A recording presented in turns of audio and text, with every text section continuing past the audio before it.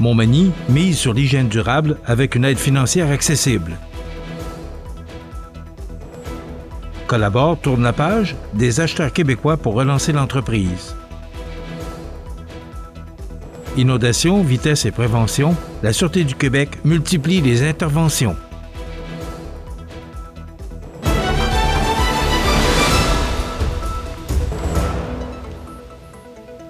Vendredi 10 avril 2026. Bonjour mesdames et messieurs et bienvenue à votre bulletin d'actualité sur le réseau de télévision CMA TV. La Ville de Montmagny rappelle aux citoyens qu'un programme d'aide financière est toujours offert pour favoriser l'adoption de produits d'hygiène durables et réduire les déchets liés aux articles à usage unique. Ce programme s'adresse à l'ensemble de la population, des jeunes familles jusqu'aux personnes plus âgées, en proposant un éventail varié de produits admissibles. Parmi ceux-ci, on retrouve notamment les coupes menstruelles, les serviettes lavables, les sous-vêtements menstruels ou d'incontinence réutilisables, les bidets ainsi que les compresses d'allaitement lavables. L'aide financière permet de rembourser 50 % du coût d'achat jusqu'à un maximum de 100 $ par personne chaque année. Un volet spécifique est également prévu pour les couches réutilisables pour enfants avec une contribution pouvant atteindre 200 $ par enfant. Pour profiter de cette initiative, les citoyens doivent résider à Montmagny et soumettre les documents requis, incluant le formulaire de demande, une preuve de résidence et la facture originale. Les personnes intéressées peuvent obtenir plus d'informations en ligne ou auprès du service des loisirs, de la culture et de la vie communautaire. Rappelons que ce programme vise à encourager des habitudes de consommation plus responsables, tout en permettant aux citoyens de réaliser des économies concrètes et durables au quotidien, ici même. Le groupe Collabore Incorporé a annoncé la conclusion de son processus de vente et de sollicitation d'investissement, une étape majeure dans sa restructuration amorcée sous la loi sur les arrangements avec les créanciers des compagnies. Ce processus, supervisé par la Cour supérieure du Québec et le contrôleur Raymond Chabot, a permis de conclure plusieurs ententes visant la vente de la quasi-totalité de ses actifs. Trois conventions définitives ont ainsi été signées, dont l'une avec Collabore 2026, société en commandite, liée à Financière Outremont, pour l'acquisition de la majorité des actifs de l'entreprise et de certaines de ses filiales, dont les pêcheries Nord-F Québec et Transport Paul-Émile Dubé. Une autre entente prévoit l'achat des actifs du groupe Resto Achat par un consortium d'investisseurs québécois, tandis qu'une troisième vise les actifs restants de la société.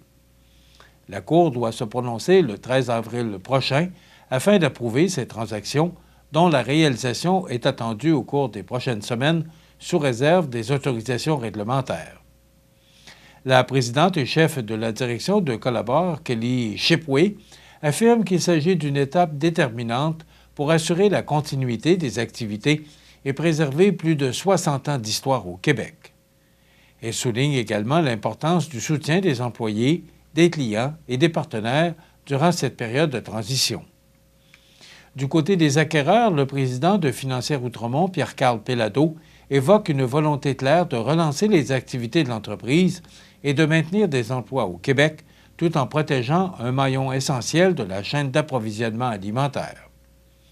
Dans le contexte de la réorganisation de Groupe Collabore Incorporé, un groupe de 5 membres de la société, le groupe Resto Achat, présidé par M. Mathieu Labrec, est heureux d'annoncer son intention de se porter acquéreur des actifs de le groupe Resto Achat Incorporé, filiale de Groupe Collabore Incorporé, dans le but d'en assurer la continuité, de préserver sa mission et de maintenir un regroupement fort et porté par ses membres, a déclaré Mathieu Labrec.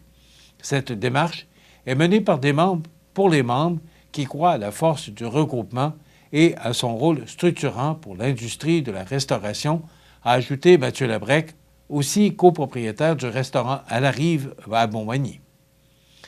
Avec ces ententes, Collabore espère tourner la page sur une période difficile et amorcer une nouvelle phase de développement, toujours ancrée au Québec et orientée vers la stabilité et la croissance. Rappelons que la restructuration avait été amorcée le 8 janvier 2026, alors que la société et certaines de ses filiales s'étaient placées sous la protection de la loi afin de réorganiser leurs finances et d'assurer leur pérennité. Depuis, le processus de vente a suscité l'intérêt de plusieurs investisseurs, confirmant la valeur stratégique de Colabor dans le secteur de la distribution alimentaire et son rôle clé dans l'économie québécoise. Si les approbations sont obtenues, cette transition pourrait marquer un nouveau départ pour l'entreprise et ses partenaires. La suite des événements sera donc suivie de près par l'ensemble du milieu des affaires et de l'alimentation québécois. Crue, vitesse et prévention. La Sûreté du Québec multiplie les interventions. Tous les détails après la pause. C'est à travers le respect et le besoin de faire plus pour les familles en deuil et l'expérience qui s'est transmise de père en fils que la Maison funéraire Laurent Normand a su au fil du temps se bâtir une réputation de confiance. La Maison funéraire Laurent Normand à Montmagny. Laissez-nous vous accompagner.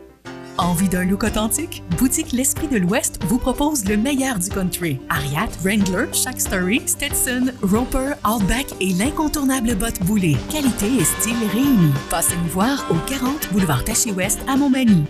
Le bijoutier Carl Poulain à Montmagny offre une sélection diversifiée et raffinée de montres, bagues, bracelets et autres accessoires de luxe pour hommes et femmes reflétant l'engagement envers l'élégance et la qualité. Le bijoutier Carl Poulain à Montmagny, où chaque bijou raconte son histoire. Vous regardez CMA TV, le réseau de l'information sur la Côte-du-Sud.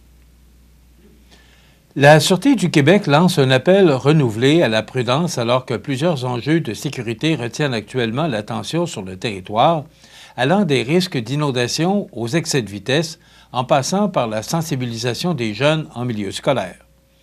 Les policiers rappellent d'abord que les crues printanières, autrefois principalement associées à la fonte des neiges, peuvent désormais survenir à tout moment de l'année. Les changements climatiques modifient les habitudes météorologiques et augmentent les risques d'inondation pour les populations riveraines. La Sûreté du Québec affirme collaborer étroitement avec les partenaires municipaux et les organismes d'urgence afin d'assurer une réponse rapide lorsque la situation l'exige. Sur les routes, les autorités invitent aussi les automobilistes à ne pas se hâter pour installer leurs pneus d'été.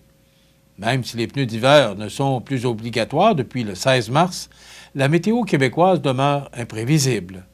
Tempêtes tardives, chaussées froides et gels matinaux peuvent encore compromettre l'adhérence et la sécurité.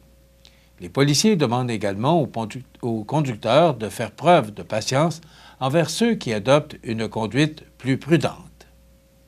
Par ailleurs, plusieurs interventions récentes démontrent que la vitesse excessive demeure préoccupante. Le 18 mars dernier, près de l'école primaire de Berthier-sur-Mer, une conductrice de 55 ans a été interceptée alors qu'elle circulait à 92 km/h dans une zone de 50 km/h. Elle a reçu une amende de 627 $, 9 points d'inaptitude et une suspension de permis de 7 jours. Le 28 mars, à Sainte-Claire, dans la MRC de Bellechasse, une automobiliste de 20 ans de Saint-Malachie a été captée à 98 km/h dans une zone limitée à 50 km/h sur le boulevard Bégin. Résultat, constat de 810 $, 10 points d'inaptitude, suspension immédiate du permis pour 7 jours et remisage du véhicule. Le lendemain, toujours à Sainte-Claire, un homme de 58 ans, originaire de Bellechasse, a été arrêté pour conduite avec les capacités affaiblies par l'alcool après une interception pour excès de vitesse. Son alcoolémie dépassait plus de 2 fois la limite permise. Son permis a été suspendu pour 90 jours, son véhicule saisi pour 30 jours et des accusations criminelles seront déposées. Enfin, en milieu scolaire, le policier intervient dans la MRC de Bellechasse qui a mené plusieurs ateliers de prévention sur la cybercriminalité, la sécurité, Internet, la cyberintimidation et la violence dans les sports, rejoignant de nombreux élèves du territoire. Enfin, la MRC de Lillet annonce une hausse des tarifs pour son service de transport collectif et adapté Accès Lillet. Ces nouveaux prix entreront en vigueur le 1er mai 2026. Cette révision de la grille tarifaire, en place depuis 2021, vise à compenser l'augmentation progressive des coûts d'exploitation et à assurer la pérennité ainsi que la qualité des services offerts sur le territoire. Pour le service taxibus, le passage individuel passera de 3,75 $ à 4 $, tandis qu'un lot de 10 billets coûtera désormais 30 $. Du côté du transport interrégional, le tarif unitaire augmentera de 5 à 6 $ avec un carnet de 10 billets fixé à 50 $. Enfin, pour le transport adapté, le coût d'un déplacement passera de 3,25 $ à 3,50 $ et le lot de 10 billets sera vendu 25 $. La clientèle peut joindre Accès-Lillet ou visiter accèslillet.com en ligne pour obtenir plus d'informations à ce sujet.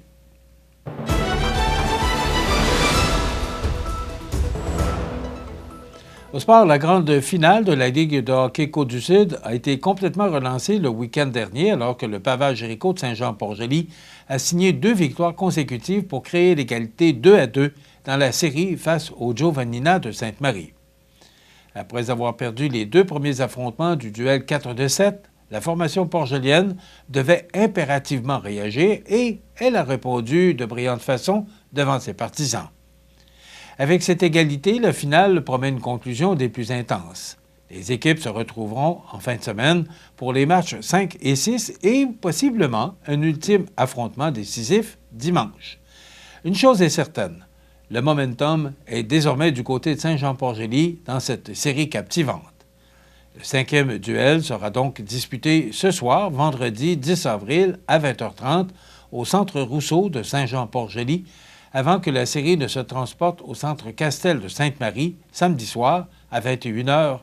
Si un 7e match était nécessaire, il serait présenté dimanche après-midi 12 avril à 15h à Saint-Jean-Port-Joli, dans ce qui pourrait devenir un moment marquant de la saison. Porté par ses performances offensives et la solidité de son gardien, le Pavage Jéricho semble avoir retrouvé son rythme au moment opportun. De son côté, le Giovannina devra rapidement se ressaisir s'il souhaite reprendre l'avantage et espérer mettre la main sur le championnat. Les prochains affrontements s'annoncent donc déterminants dans cette lutte serrée où chaque erreur pourrait faire la différence. Les amateurs de hockey de la région peuvent donc s'attendre à un dénouement spectaculaire alors que les 2 formations poursuivent leur quête du titre de la Ligue de hockey Côte-du-Sud de la saison 2026. Les séries éliminatoires de la Ligue de hockey junior 3A du Québec continuent de livrer du hockey intense. Les Condors de Beauce du cégep Beauce-Appalaches ont refusé de voir leur parcours prendre fin en signant une victoire cruciale de 4-1 contre les Panthères de Saint-Jérôme devant plus de 500 spectateurs, forçant la tenue d'un 6e affrontement. Ce match décisif sera présenté ce soir, vendredi, à 20h, au Centre sportif Lacroix-du-Til de Saint-Georges, alors que la saison du club local pourrait prendre fin. On va souhaiter bonne chance à ces 2 équipes. Voilà ce qui complète votre bulletin d'actualité de ce vendredi 10 avril. Dans un moment, les prévisions de la météo. Et le menu de cette dernière journée de la semaine, on vous invite à regarder cette excellente entrevue réalisée hier en compagnie de Valérie et Michael Mercier, les nouveaux copropriétaires d'Atelier de décor Mercier qui fêtent ses 70 ans cette année. Et les trouvailles d'Audrey, alors qu'Audrey nous fera part, justement, des trouvailles d'Atelier de décor Mercier. Alors, c'est le sujet dont on va parler aujourd'hui beaucoup, les 70 ans de décor Mercier. Et, bien sûr, il y aura les commentaires de fin d'émission. Je vous souhaite donc une excellente émission à notre antenne.